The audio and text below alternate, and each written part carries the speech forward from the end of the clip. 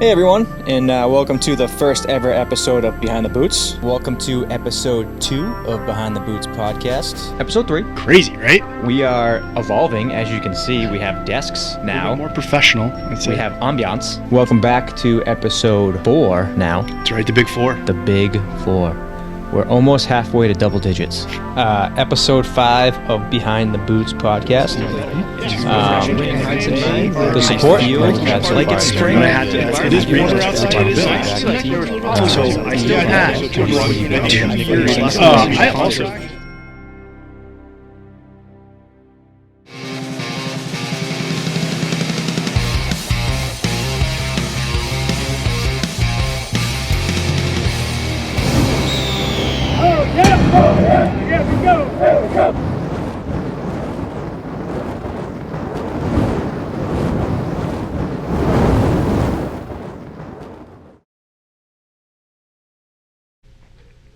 What's up, everybody? We're back with episode 10 of Behind the Boots.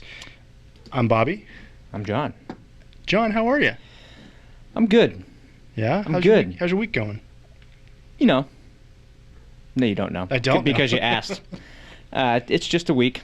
Yeah, just a week. It's just a week. Just a week, just in spring, just enjoying the weather, right? The weather's really nice today. It is. I'm enjoying it. Yeah, I'm glad we're spending it inside. I'm glad. Yeah. Well, it's the reason we're spending it inside is because we're spending it inside for you, That's the listener. And this is episode 10 for us. Episode 10, double digits. Yeah, the DH, the DCHI, Yeah. the X. Pretty cool, right? Yeah, dude, 8 more episodes and we can gamble. That's right. Yeah, and and then 11 more we can drink. It's true. What's great is that tens of people have listened to the previous 9 episodes. Maybe even dozens by now. Well, I would say that we have at least 91 because that's how many people have subscribed on YouTube when I checked earlier today. It's not enough. Not enough of you have. So we're Behind the Boots podcast. And Behind the Boots is basically that. We're talking about stories of life in the military behind the boots that you don't really hear about. What really happens for our servicemen and women in the military. Yeah, and you can follow us on Instagram and Twitter at BT Boots Podcast. And like Bobby was saying, like and subscribe to our YouTube channel, which is Wilco Media. And you will find not only us there, but also other things that are pleasurable to the eyes and the ear holes. Mm-hmm. Yes. Yep. As always, we like to thank Wilco Media and Big Dick Nick, our producer, because we couldn't do it without him. And we're going to keep on rolling right now. Yeah. So, 10's a big number. It is. Double digits. We wanted to do something special for the drink tonight. What did you get for us, Bobby? So, I mean, when special occasions come around, there's only one thing that you can drink, and since they were out of Jägermeister, I went with champagne. Okay. Specifically, as one does. As one does, as is tradition. So when it comes to champagnes, right, it has to be French to be called champagne, which is not many people know that. Otherwise, I just learned that right now. Otherwise, it's just a sparkling wine. Yeah. So champagne comes from the Champagne region of France. Kind of like it can only be called Scotch if it's made in Scotland. Makes sense. So same thing. Yeah. So we have a Meili champagne from the Champagne region. It's a brut, which means it's got a little bit more bite to it. You've already had it. Yeah, it's really good. Right? Yeah. A little caramely flavor to it. Okay, it's also a Grand Cru, which means it's the top of the food chain in French wine. So they have 4 different levels, and Grand Cru is the top. That's awesome. It is, but I tried to get a bottle for myself as well because I knew that one glass would not be enough for me for an hour. I unfortunately couldn't find that. However, I got the classiest of all white trash. I don't even know if to call it champagne, but it's sparkling wine. It's Asti, which is a Demers family staple for all holidays and special occasions. Now, I'm not saying my family is white trash. Not at all. But we do like what they drink. Okay. Fair enough.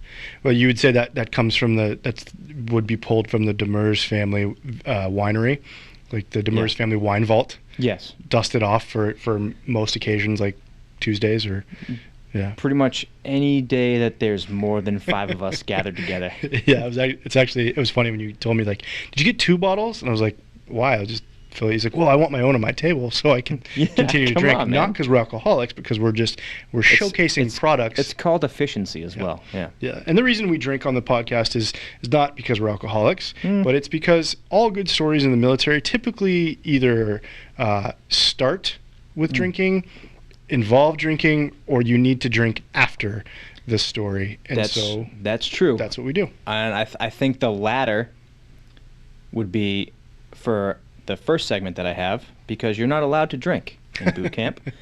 So you have to talk about them and drink about these stories afterwards. So today, for the first segment, we got boot camp battles. Like it.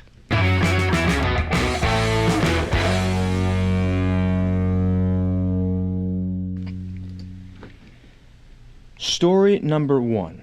Hit me. My basic training battery had twin brothers in it, Chang L and Chang K. Chang L was in 4th platoon and his brother was in 3rd. One evening there were combatives happening in the 4th platoon barracks. Chang K had sneaked into our bay to be part of this unsanctioned event. Did he have a shank? Because that would have been even better. He brought it. He had a shank keistered. Prison wallet. Specifically so that he could wrestle his brother. Everyone was wearing PT uniforms except for some reason our Chang, who was wearing nothing but brown briefs and had removed his glasses for the fight. Suddenly, a wild drill sergeant appeared. Chang L, in his underwear, was grabbed by someone and stuffed into his wall locker. His twin brother, Chang K, ran up to the front of the bay to take his brother's place for mail call. It was a disaster waiting to happen. After mail was handed out, the drill sergeant decided to hang around for a bit and have a serious heart-to-heart talk with us about something that had happened recently, which was an attempted suicide. The drill sergeant had gathered us close and was quietly talking about loyalty and brotherhood when all of a sudden he was interrupted by the metallic squeal of a wall locker opening. There was a hushed silence as the skinny little Chinese man, blind without his glasses, peeked out around the door and stepped out, in plain view of the drill sergeant. Apparently, we had been so quiet, he thought we had all left. The drill sergeant: why the fuck is there a naked Chinese boy in your wall locker? Private 1: drill sergeant: I put him in there, drill sergeant. Drill sergeant: what the fuck? Private 2: we were wrestling, drill sergeant. It was silent for a few seconds, and the drill sergeant's face contorted as though he were about to have an epileptic seizure. His eyes were cartoonishly huge. The drill sergeant pointed at the practically nude Chang L and screamed at him to get his fucking ass over to 3rd platoon barracks. Chang L started to interject, presumably to inform the drill sergeant that he had confused him for his brother, but was unable to finish because at this point the drill sergeant was knocking things over and screaming his lungs out. Chang ran away, blind and naked, stumbling into furniture as he fled, leaving his terrified twin brother in his place. I don't believe that we actually got our Chang back until PT the next morning, when they were able to switch back. Or if they just never switched, that would have been even better. Actually, rumor has it that Chang L is still actually Chang K. Still, yeah. All I can think about is the Hangover. You tried to fuck on me? Yeah, with Mr. Chow in the trunk. In the trunk. That's exactly what it is. And it's like, and then also all I can think about is the Big Lebowski and when, dude, the Chinaman's not the issue. Which is why that drill sergeant, who probably shouldn't have flipped out, should have rationally, because you said wrestling, should have. We were just wrestling, drill sergeant. Rationally said, wait a minute, why were you not involving the drill sergeants in the wrestling so we could bet on it? Why was he naked? Almost naked. Yeah, why did you feel that you had to go with the ninja suit and just put on wrestle and put on brown briefs? Very confused about that. Yeah. Yeah. Chang L's got some explaining to do. He does. Also, why did you just not institute wrestling in your own barracks, your own platoon barracks, your own platoon space? Well, and then have a championship between the two platoons. Sounds like Chang K's platoon sucks. Probably fact. Fact. If you're not wrestling in the barracks, then your barracks suck. Yeah. It's also I made me remember my battle buddy in basic training was like a backwoods Louisiana redneck from the Louisiana Army National Guard and had like the worst accent. And like we were wrestling. We were wrestling. Like all I can think about is this guy. He even had some like weird like Cajun name, like French, but it wasn't, and it sounded French. and it just him. Just made up French. Yeah, like I guarantee here. Like, dude, people actually are like you. But yeah, that's interesting. Basic training, the things that happen in basic, like that, right? Like, it seems natural at the time. Yeah, but for him to be in brown briefs when he's going through that, but then you're like, bro. There was a planned wrestling event. Yeah, like and why he's did like, you? He's like, hold on, guys, I got to get prepared. He goes into the bathroom, comes out just in his underwear. He's well, like, it's I'm also ready. like a costume, like a lucha libre. Like, you know what I mean? Like, did he have the underwear on his? I was gonna say he put face put too, the underwear on his head as the mask. He's like, I am Skid Mark. He shoots out there. The drill sergeant's like, why is there a little Chinese? Like, I just pick when he says Chinese boy, I just picture like a little refugee like coming out of the wall locker, like they're smuggling a refugee. Mr. Chow, it's perfect. He's like, excuse me, I'm lost. Can someone tell me how to get back to? And then, but I can calmly see the Private 1 and Private 2 being like, I put him in the drill sergeant. Just like, as a matter of fact, it was me. Well, yeah, I put him. Where else was I supposed to put the little Chinese guy with? He wouldn't fit in the trunk. He went in the wall locker. Basic training stories. I feel like they're so far removed from everything you do in the military that you forget about all the stuff that happened in that short period of time. Yeah, and in like basic and AIT, and then you have to like. Oh, I just remembered now, like the downtime between everything, like like the stupid stuff that people do. And that's why I love reading these, because it does drum up so many memories that I feel like are repressed for a reason. Yeah. But it's kind of nice to have them brought back. Yeah. To the forefront of my mind. I had a drill sergeant. I'll stuff them back down there tomorrow. But yeah, I can stuff them back down. I had a drill sergeant who, I don't know. So at Fort Benning, when I went to basic, they had like the wall locker, and then it was like turned, and then your bed, and then a wall locker, bed. Like that was it, and it was the open bay. Mm-hmm. And you had a bed across from you, and it was like it was 4 rows of that. Okay. And I had a drill sergeant that would make us, with the person across the way, you would have to put your feet on your bunk, mm-hmm. and then your hands on their bunk, and you'd have to arch, and they would do the opposite. That oh, really? He would make us do that when we got in trouble, and then we'd have to sing London Bridge is Falling Down. And we'd have to stay in the arch and until someone fell down. What happens when they fell down? They would fall and usually smash their face onto a metal bed. But we'd keep singing. It's just drawing out the inevitable punishment. Someone's going to happen. Someone's going to fall. But just got to be stronger than the next guy, that's all. Yeah. That's what it's all about. That's what it's all about. I'm good. That's all I care about. Yeah, my face is fine. I'm good. Ready for story 2? Yeah. Okay. So it's about week 2. All the recruits are still scared shitless. Literally, some of their assholes are clenched so tight that they haven't gone number 2 since they got there. And by this point, with Marine Chow being what it is, there's quite a backlog building up. My buddy I don't know if you know this, but it's a Marine story. My buddy desperately needs to go. He wanted to wait until his individual time that night, but it was too late. He was touching cloth. So, braving his fear of the DIs, he speaks out, "Sir, this recruit needs a head call, sir." Then he blurts out, "Sir, it's an emergency, sir." The DI, with his infinite sense of humor, says, "Oh, really? An emergency, huh? Well, you better put on your siren." My buddy has to wave his hand above his head and scream, "Bee-boo, bee-boo," as he ran to the restroom. This continued for the entirety of boot camp, every time he needed to go to the bathroom.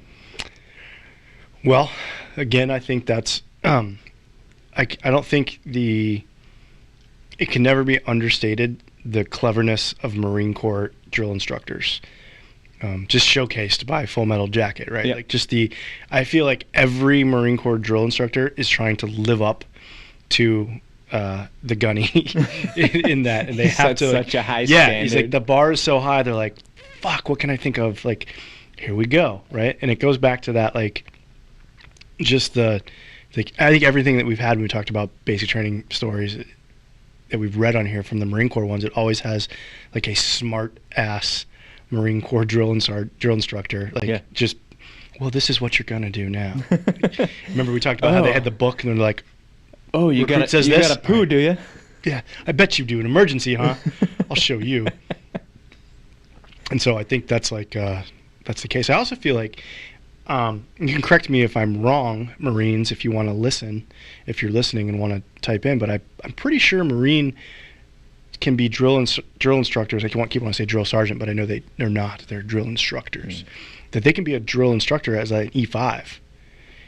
And so like there can be some seriously young, very immature drill instructors just chomping at the bit. Yeah, which can lead to some very sweet forms of hazing, such as making a siren while you have to go poop before you poop yourself. It's all in good fun. Sure. For them. Sure. For them. It also is a shitty job to be a drill sergeant or a drill instructor. It so is. I do think that they have to like. Yeah. They have a lot of shitty hours and just the things they have to do is just. Yeah, or a preschool instructor if you're in the Air Force. You're going through basic over and over again. Yeah. I had friends that would say they lose their voice and stuff. They have to like take a couple days off, like take a Ricola, get back, jump back in there because of the fresh.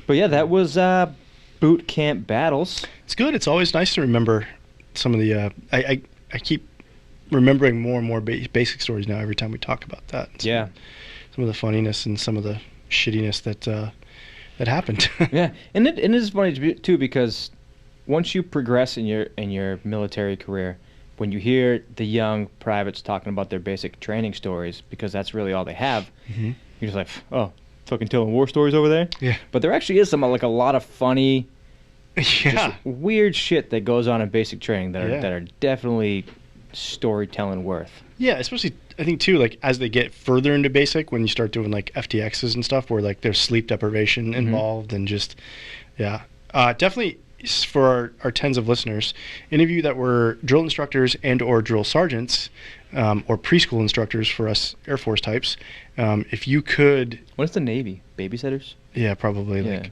chaperones.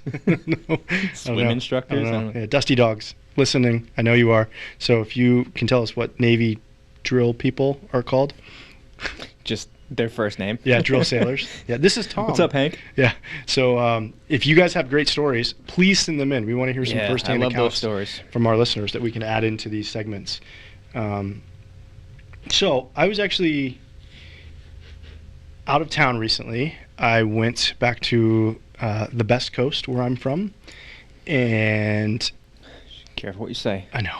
Got to experience 11 individuals experiencing. Whoa, damn, dude! Experiencing getting around out there. Their first official military ceremony, and it kicked me back to remembering like specific military ceremonies and how much they suck, right? Yeah. So I went back because my nephew commissioned as a new lieutenant. We talked about this in the past, right? This is his very first military pomp and circumstance ceremony as they got commissioned. And I started to think about the shittiness of official military ceremonies.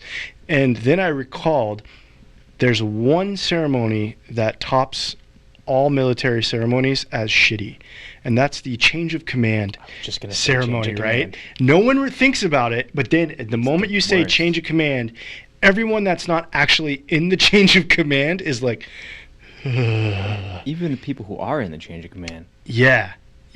So if you're not military and you're listening, so for the one person I know out there, that's my wife. A change of command ceremony. We're doing really good. I know. A change of command ceremony is actually at every level, right? They have some form of it.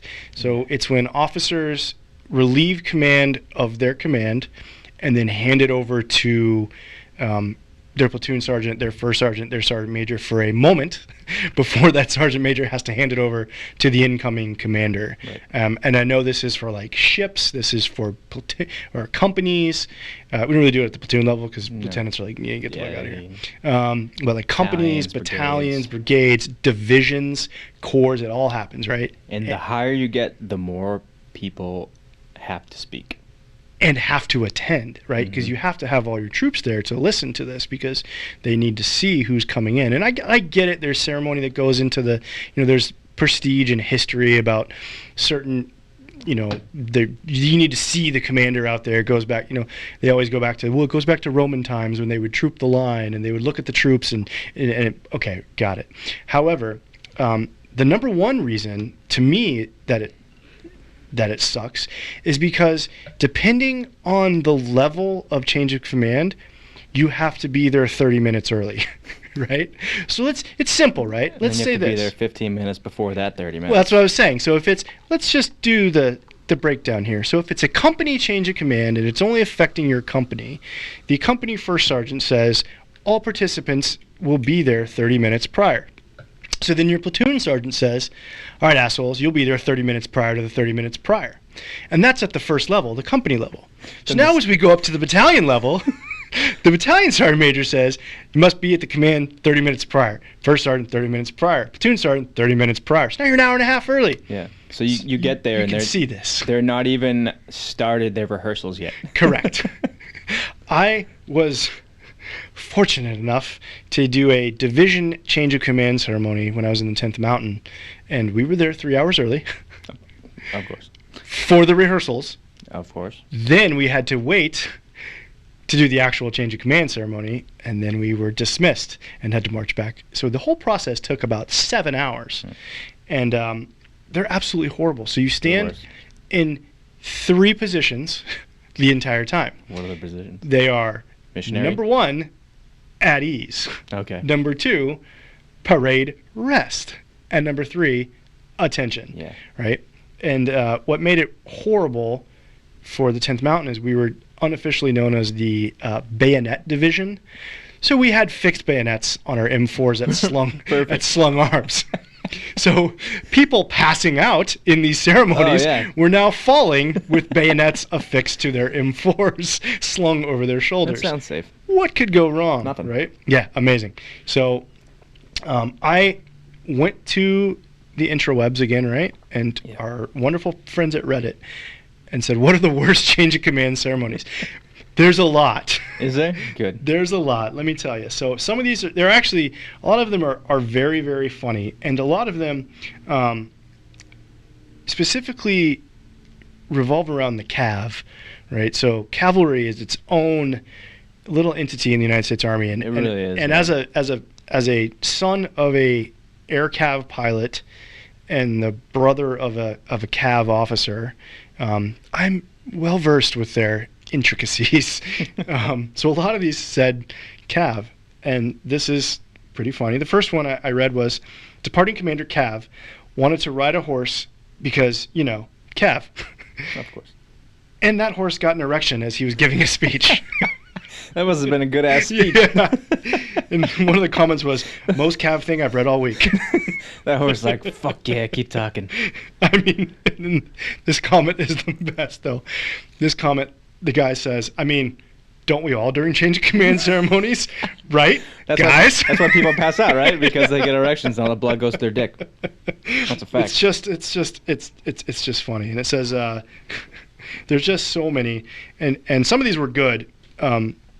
Like this guy says, the best one I ever saw was the colonel got up to the stage and said, I know you're all tired and don't want to be here. It's been a pleasure leading you. Take care of yourselves. I'm out. And then plugged his construction company where quite a few soldiers ETS'd and ended up working. He says that was the best one. The worst one were all others besides that.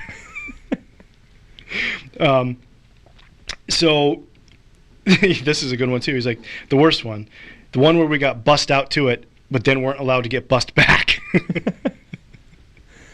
So Why? The change of command ceremony, I just feel like they always say it's for the troops, but it's never for the troops. No. And some of these were, I felt so very bad because you did mention it, right? Where like the speaking, everyone has to speak, right? Everyone has to speak, and everyone in the Army has protocol where you have to speak in a certain way. You have to thank every distinguished guest who's a rank above you that showed up there, and their wife and their significant other and all distinguished guests. So now you got like 4 dudes thanking the same people over and over because it's protocol. So this guy said, second ID change of command, 8th Army commander speaks for 20 minutes. Then the Korean translation starts. Rinse and repeat for the outgoing and incoming commanders. 100 minutes of total speaking time while standing at parade rest. So you get the pain, right, that's feeling in these change of commands. And it's probably on like a fucking concrete tar mat or something that. Oh, yeah. And another one, this guy was commenting on it. He says, I loved this. He says, we were doing a UN ceremony at Knights Field in Youngsong, and there was a Swiss general speaking. Triple translation, English to Korean to German and back for every single translation. So, man, that's the worst. I mean, and these go on and on because these are the things that everyone was like, oh, fuck yeah, change of commands. I hate these. And they always bring like, it's always, so for some reason the military loves to PCS people in the summertime because school's out, they can move their kids, all that stuff, which is great for the families. But that means you're changing command ceremonies in the summertime. And it's usually, well, the U.S. military doesn't tend to put their bases in amazing locations. No. They're usually hot and dry as fuck, or hot and humid as fuck, or in places that rain all the fucking time. So you're standing, or all 3 of those in the matter of an hour. So you're standing outside at, like I said, at ease, which is very rare because it's usually parade rest, then attention, then back to parade rest, then back to attention, then salute, present arms, all the fun stuff. So as I was thinking about this, I was like, God, man, fucking change of command ceremonies. So I know this is a shot in the dark, you know, and we're still hoping that our social media presence and that our power of Behind the Boots and our listeners can make change, first of all, with the poncho liner. This is... Third, or... You know, this would be third, because second is Stolen Valor with short shorts, as we know. The Rock Dwayne Johnson. God, you can't mention his name. I didn't. I said it wrong, so he's perfect. Not going to know it's him. And then third, if you are wanting to become a leader in the United States military, I feel that you need to make a name for yourself and make change. This is where you start. And I think if you start at Space Force, because it's the newest fucking branch, you have time to implement these things where you can make these changes and not make these troops suffer anymore. But I mean, Space Force, there's no gravity, so you're just floating at that is true. Rest. So it's easier on the knees. Ooh, longer change of commands. Actually, now think about that, dude. When there's like a change of command, like from everyone's just tethered to the floor. From like a unit on Mars, and they're like changing commands back to like the States, and they have to like. So now they got to do English, Korean, German, whatever they speak on Mars. Yeah, but also there's the time delay of like 4 hours for like the stuff to get to the to be just like standing there, be like, they said they're very happy to be here. Hence the translation. But yeah, I know there's protocol, but enough's enough. Time for change. Hey, say thanks. It was great being your commander. Drop the mic, zonk, get everybody out of there, and take off. You ever had a commander that cried?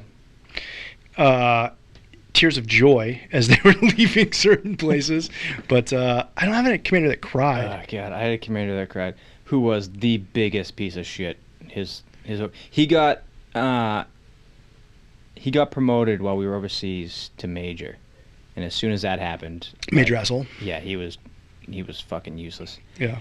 To anybody. And then when we got back, he was doing his change of command, and he starts to cry when he's talking about like how awesome a time he had commanding our unit, how much he's gonna miss us. And I was like, dude, like you treated us like shit the whole fucking time you were here. Get out of here, you piece of crap.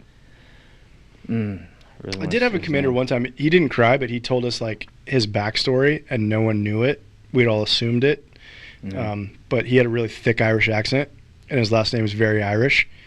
And He's like, hey, I'm from Brooklyn. and he's like, when I started my army career, I was on a train running away from Ireland, hiding from the British because I did some bad things. And we're like, whoa, all right. What's the statute of limitations on murder? It's like, okay then, fair enough. Nobody fuck with the boss. Yeah, right. So Yeah, change he's of commands, man. definitely killed Officer a couple quarters. guys. You guys have the power. You really do. You can make changes. Make them Yeah. for good. If you not for if you bad. guys could actually start making those changes, like that'd be great. I mean, it doesn't affect me anymore. But I'm just saying. No, but then on the other side of it too, it was a pretty cool ceremony for my nephew. He got his he paid me for his first salute, which is great. I got money for saluting someone. How much? It's $1 silver. It's a tradition, so it's actual whatever the silver cost is. I pawned it right away. Good. So yeah, because I'm enlisted, I had to buy beer. I had to buy a plane ticket home. Well, I told them. They said they gave, just like every military ceremony, they're like, this is steeped in tradition from this time in 1816 when they did this. I was like, okay, listen, if they gave a silver dollar in 1816, that bought a shitload of alcohol. This is 2021. I need at least $1,000. I'm gonna need you to what this buys me nothing. I'm gonna need you to up that a little bit, Lieutenant. Let's go. But no, it was good. It was cool. But I just started thinking that these young officers have no idea the amount of crap they're about to get into when it involves military ceremonies. Yeah, but I mean, they have it easy though because they get to sit down. Like they do when they get up to a certain point. But then you got to remember, like every officer starts over every time they get promoted, right? So like a lieutenant is a platoon leader, he's in charge. Mm-hmm. Then he becomes an XO. Mm-hmm. Then he's a captain. Then he becomes like an assistant S3. Then he becomes the battalion XO. So he's always S3. running shit, always doing stuff. But S3 would be an awesome job to have. for real. Not to do nothing. Yeah.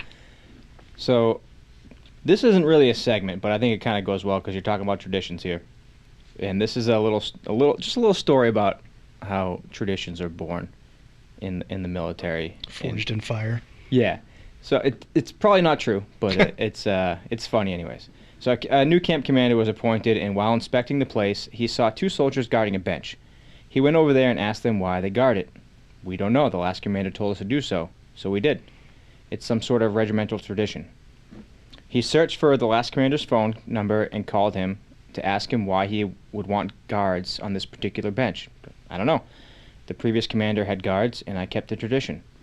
Going back another 3 commanders, he found a now 100-year-old retired general. Excuse me, sir.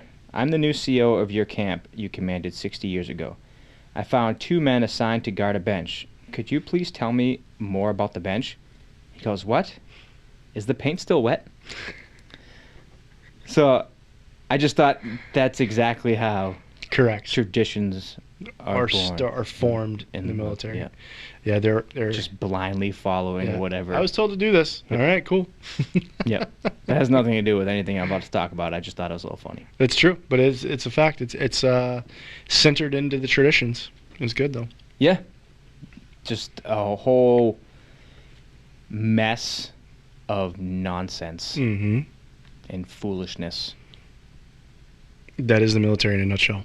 Yeah. Yeah. Very important mission. Whole lot of nonsense and foolishness. It's so weird. It's so weird. With the mission that they have, just the nonsense that they get put through. Mm-hmm. Mm-hmm. Well, ready to play a little game? I am. I'm gonna fill. So if you want to talk about the game we're gonna play, That was the plan. Perfect. I'm gonna pull this out. It's gonna be a little noisy with the ice, maybe. I didn't think you ever pulled out. Anyways, so thank you for giving me permission to talk about the game we're going to play, because I didn't know if I had that or not. So we're going to play a little game called Guess That Branch.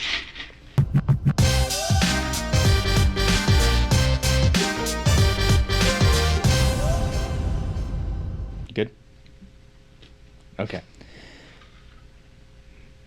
Good. This is pranks.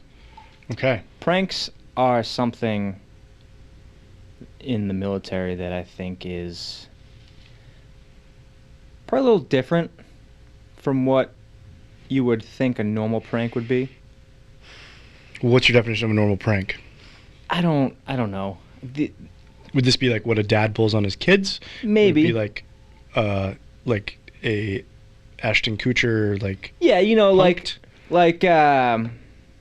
You put the bubble gum in the coin on the water yeah. fountain and it sprays in your face. Just simple shit like that. Some of this shit is just odd. Okay, so I'm gonna tell you the pranks, and I want you to tell me what branch. Well, not the Air Force because they're professional. They don't do anything like that. That's fair.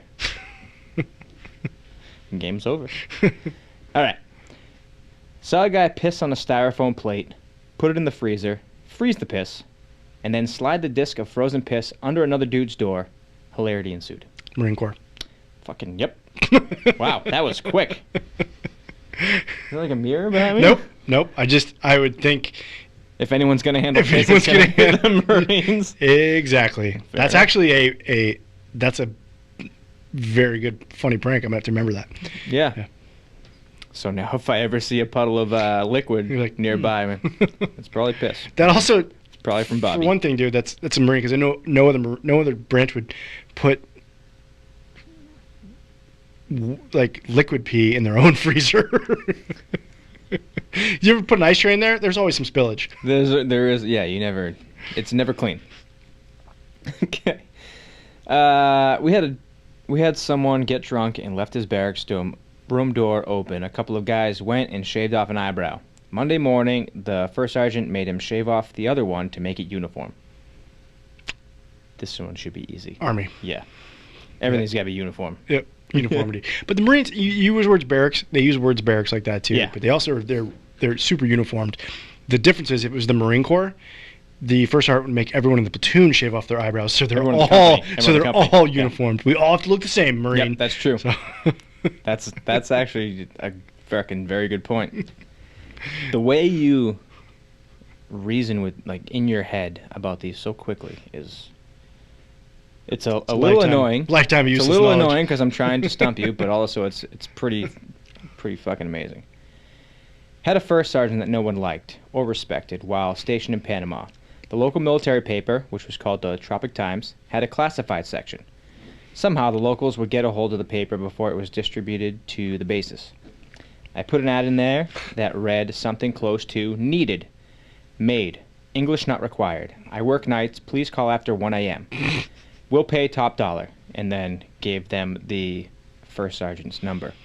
The next morning, he informed the unit that he was getting calls all hours of the night and that he was not pleased.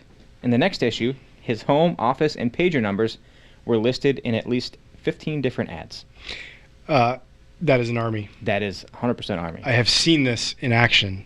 I have seen this actual prank used in different ways. So I've seen people that were like there's their birthday or something, and someone would get a hold of their phone and they would put like an ad out for selling their car.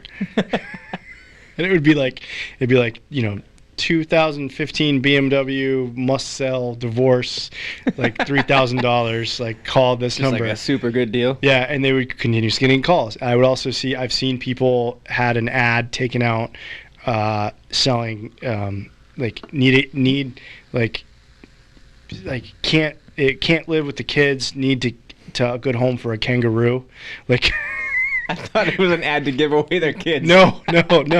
Just something random. So now they're getting calls from why the fuck do you have a kangaroo, you asshole? All these PETA calls. Why wouldn't you have a kangaroo? Exactly. If you had an opportunity to have a kangaroo, would you not have a kangaroo? I would. If you say they're no, delicious. you're a fucking They're amazing. liar. They're really good. Well, delicious. Well, my bad.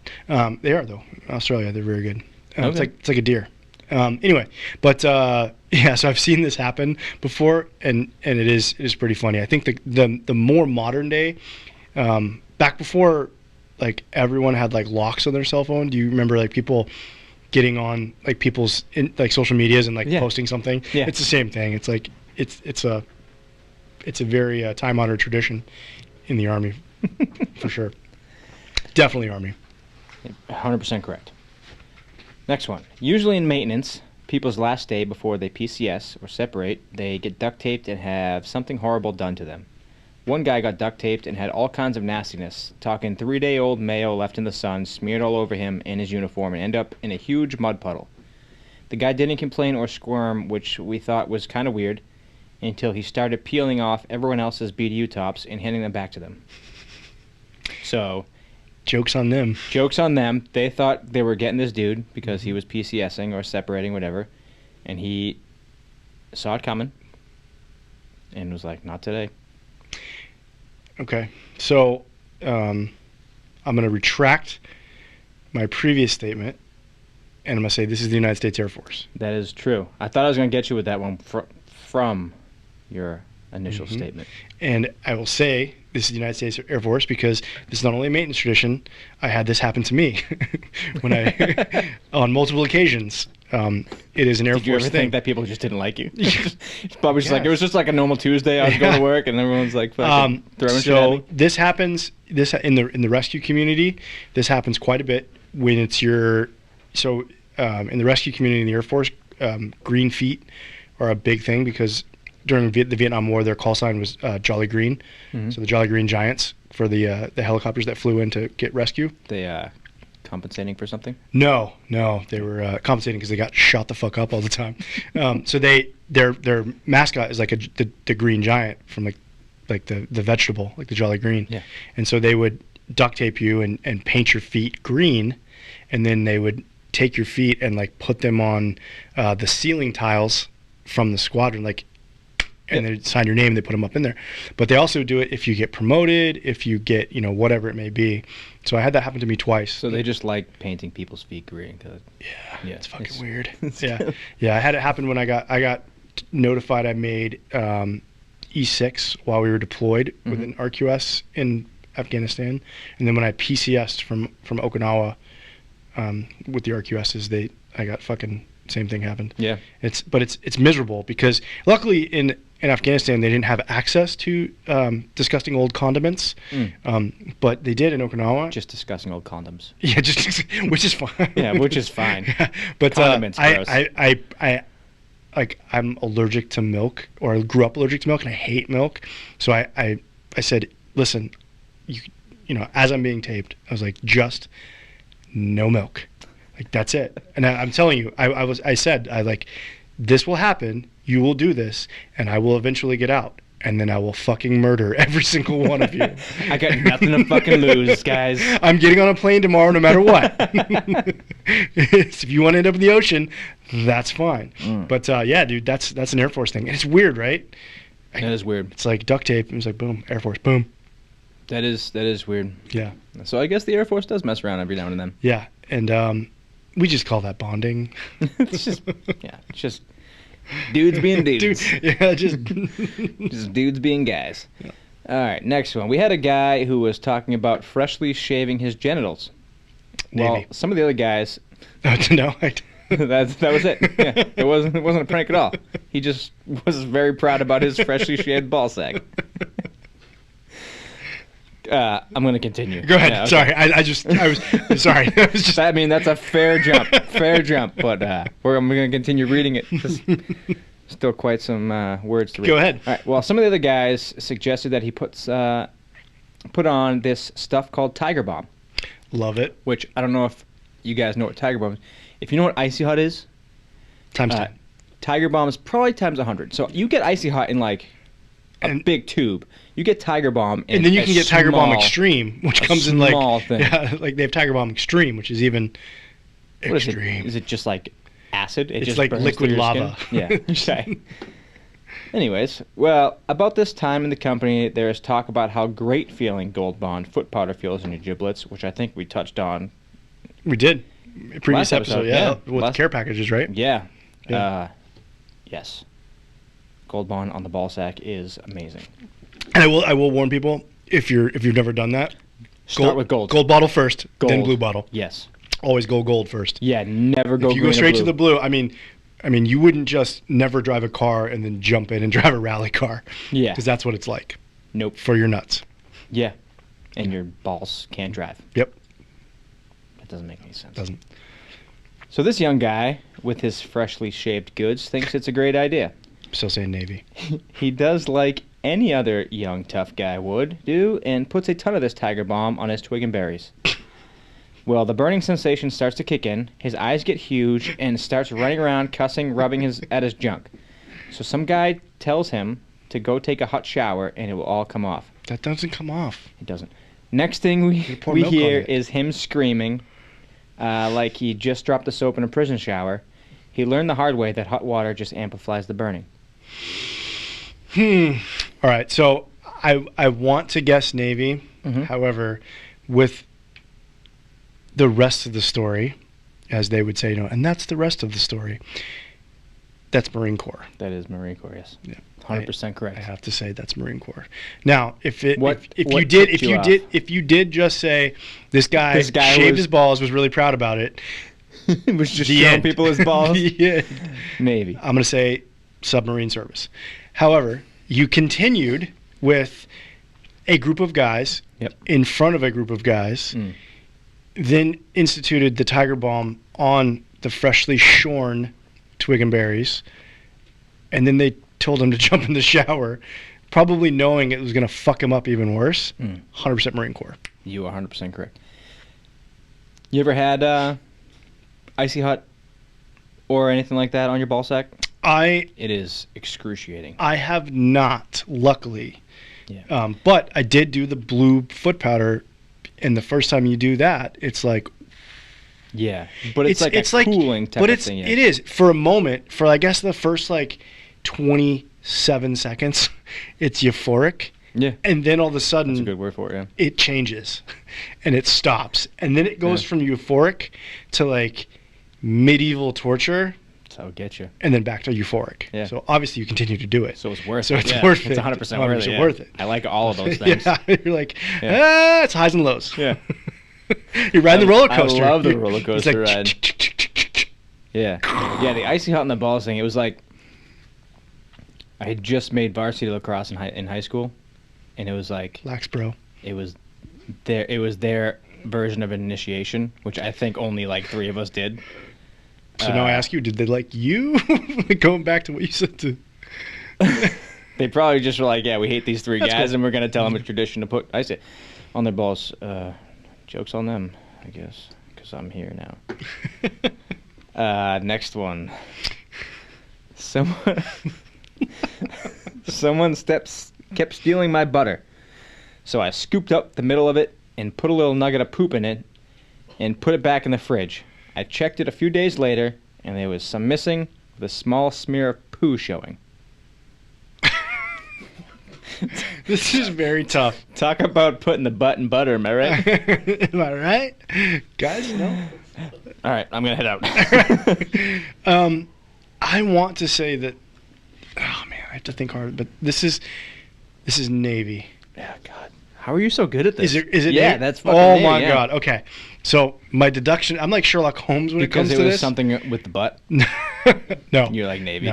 No, but this is how you ever seen the Sherlock Holmes shows when they're showing how he's thinking about things? That's how I feel like I'm doing right this. I'm like, okay, hold on. It's fucking very aggravating if I'm being honest. I really fucking want to stump you. First of all, no one in the Marine Corps or the Army has their own butter. That's fair. Okay, so this was a shared refrigerator, which no one else in the Marine Corps or the Army have. What's a fridge? Now, I knew it wasn't the Air Force because only the butlers have access to the butter. That's true. Yeah, they have to go into the servant quarters. And they bring it to you. Right, yeah.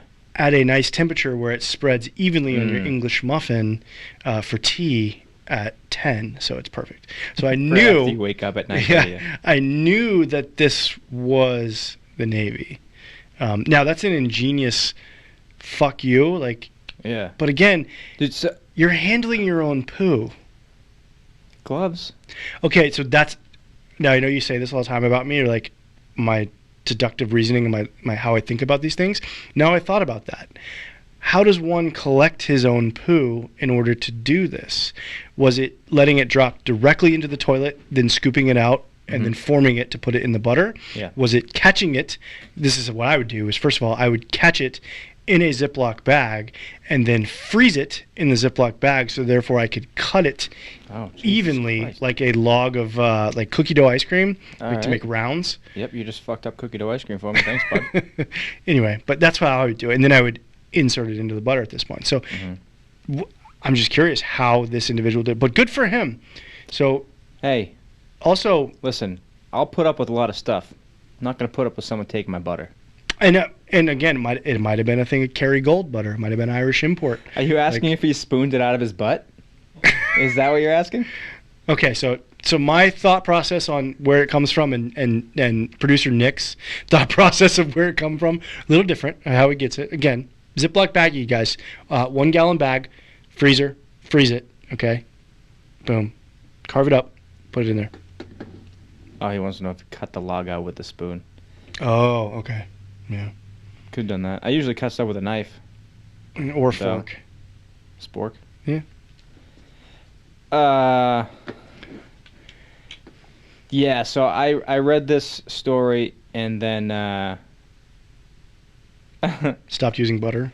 I made some pasta last night for my daughter and she asked for some bread and butter and I didn't Oblige. I gave it to her, but I couldn't look at the butter the same. Yeah. It's also very very bougie of your daughter to ask for bread and butter with the pasta. Well, I'm raising her right. That's true. I like it. She gonna have some champagne tonight? Actually, yeah. She's she's in the truck right now with the windows up. No AC on or anything like that. Well, of course it's a bad neighborhood. Well, yeah, I'm not going to keep the truck running because gas is crazy right now. Well, only in certain parts of the country. Well, But all of the country. It's always It's crazy. ridiculous. Do you see all the pictures of people putting gas in like Rubbermaid containers? Rubbermaid containers. In like plastic bags. They and show shit. me like plastic bags. Yeah. I'm like, okay, you're gonna die, and I'm glad. Yeah. This is not. Yeah, you don't need to produce. This is horrible. Ever. Yeah. Wow. So it's 100% again, right? Yeah. You can't stump me. No. That's what you're saying. I'm gonna find one. I'm just gonna make shit up. I'm just start making shit up. I would still guess it correctly. Probably. Yeah.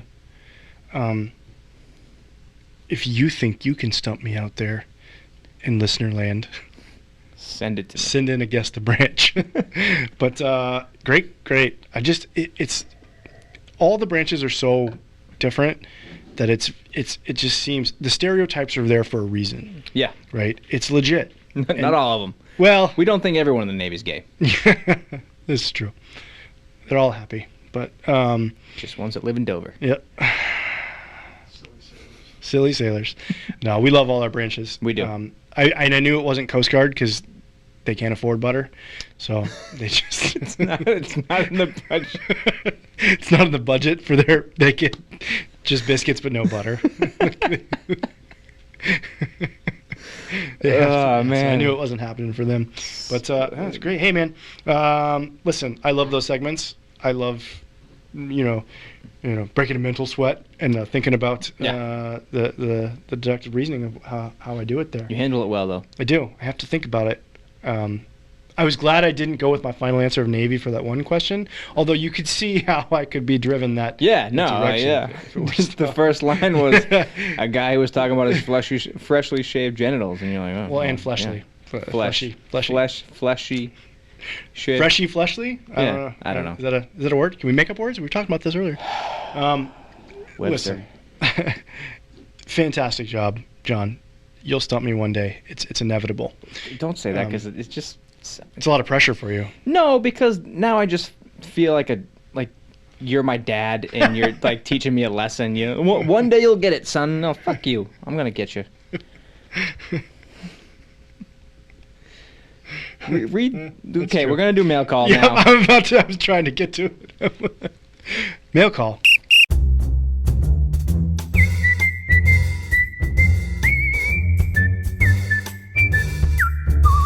You send it in, we fucking read it. Yep, and then we talk about it and we laugh. So keep sending it in. Yep. And this one's from a repeat sender. Repeat offender? A repeat offender, repeat sender. Old Nick. my buddy, one of our black hats who sent in our Airborne School story earlier. So Dr. Nick, good guy, really good guy, really funny guy, sent us this story, another instructor story from when his time down at the United States Airborne School, Fort Benning, Georgia. Very good.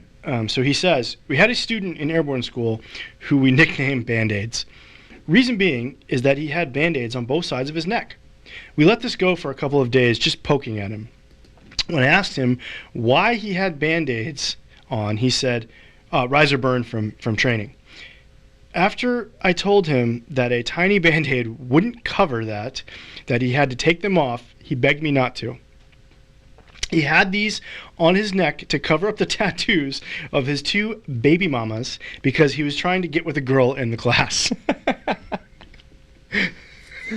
So first of all, let me describe what riser burn is. So the parachute sits on your back in a pack tray, and when you exit the aircraft, the static line pulls the parachute out of the pack tray on your back. And it comes up ahead above you. And the 2 things that connect you to the parachute are called risers, and they're one on each side. And so what happens if you have a shitty exit, if you're not paying attention, those, when they come up, they can basically because they're sitting right here, they ride up your neck, and they're moving. Would you say they rise up your neck? They rise up. They rise up your neck. You get a really strong burn, and it's like a friction burn, but it's like. But it's not, because it's a riser burn. But the riser is the type of object, but it's causing friction on your neck. It's science. But it's usually, they're like 8 inches fucking long, and they're huge and gnarly. And nickel, right? And you know people that are like, ooh, fuck, that guy fucking failed a proper exit. So that's what a riser burn is. Funny. Now, let's get down to Joe. Let's get down to this guy. Because this is Joe. This is Joe. Apparently 100%. This dude loves paying child support. Loves child support and looking for more. Is he an NBA player? I don't know, but I automatically assumed what his MOS might have been, but I'm not going to say that. I'm not going to say that out loud. I prefer if you did.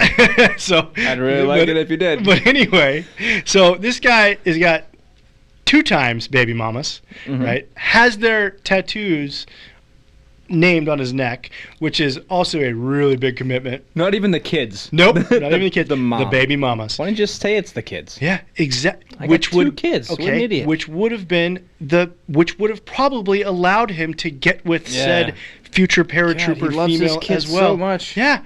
All right. Like, obviously he's making money, but he's not, because it's all going in garnished wages to child support. Yeah.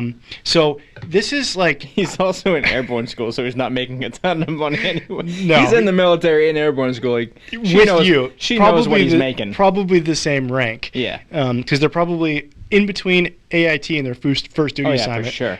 Which is 100% Fort Bragg, North Carolina, which is where this guy will fit in very well. But the fact that, like, this is...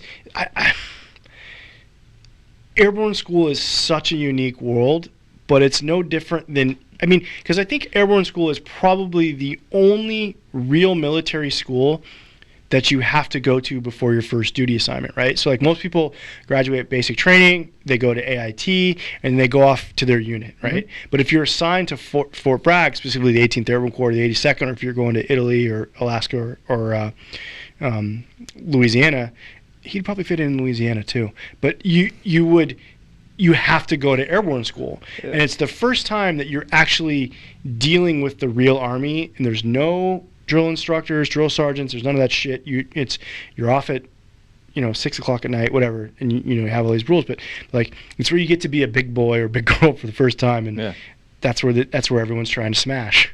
And it's not gonna work out very effectively if you have these tattoos on your neck. It's just his neck's taken up, but he's still got it in front of the chest. Probably, you could no regrets. Yeah, no regrets. Right up front. I love these training stories, and I wish if there could be a reality show about Airborne School.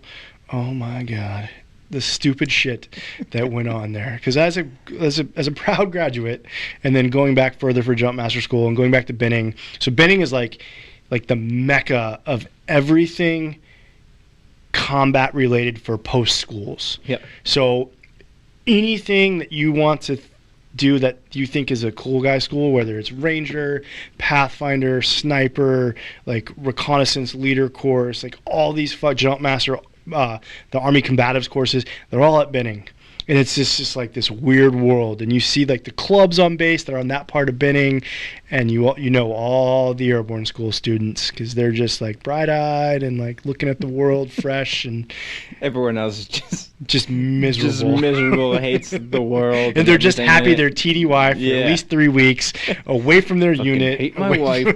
away from their family. They're like, I can just get a 6-pack and go to my hotel room and watch fucking Law and Order. And just be alone. I can rub out a quick one and then just go to bed. And then just wake up and do it again.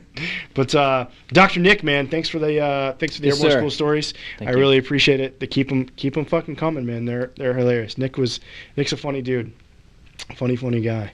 And with that, with the end of mail call, that's the end of episode DH. 10. Episode 10 done. Episode 10 is done. I love it. I'm almost a full bottle of Asti in. Nice. So good for you. I've spared the mailing. Yeah, that's the best thing about Asti is you don't have to like savor it. Yeah, that's what I said last week. It was like if I don't like it, I just fucking power through it. Yeah. Is that what you're doing right now? No, I'm savoring. No, I don't savor it. I chug it.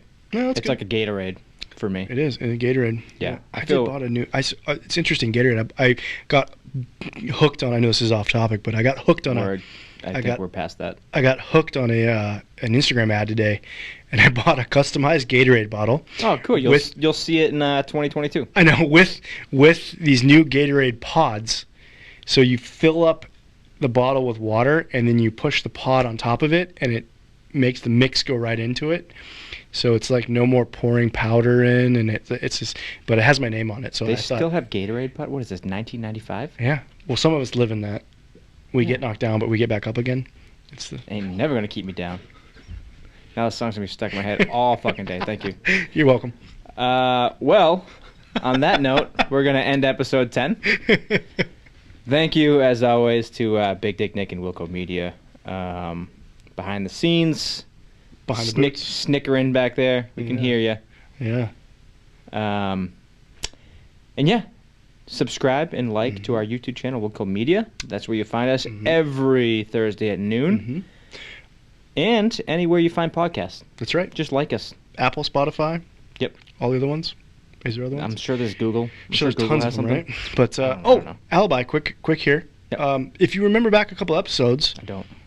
You will, because we asked our tens of listeners if they had a suggestion for what we should call them. I do remember that. Okay, so I've actually had several people reach out to me and... Personally? Personally. No, they have to do it through wilcomediapro.com/BTB podcast. Where it says right shit here. Where it says right shit here. Because I don't know if they know this now, but you're kind of a big deal, and you don't speak to people directly anymore. I don't. I have to go through it. So all I did was send them that link and then blocked them from my caller list. But what? But thank you for the suggestions. but common theme was several people have mentioned one word that's a common theme. Boots. What? Boots. Booties. Booties. Yeah. Are we gonna call them booties? I.e. with an S. They want the booties, and this was I had females and males reach out to me that said booties. So I'm just saying, if you like the term and want to be referred to as a behind the boots booty, listen, if we don't hear anything, we're fucking calling you booties. Between now and episode 11, you guys are the booties. Mm-hmm. I don't like saying it. I don't like it, but I'll do it because you haven't responded. Yep. That's your punishment. You guys are now the first pair of shoes that an infant wears. Hope you're happy. Or what rappers are trying to go after. That's true. They do like the booty. There's a lot of songs about that. But anyway, I digress. So I just thought that was a really interesting thing to mention before we close this out and say officially thank you very much for listening to the show. Thanks, guys. We'll see you next week. Adios. I get knocked down.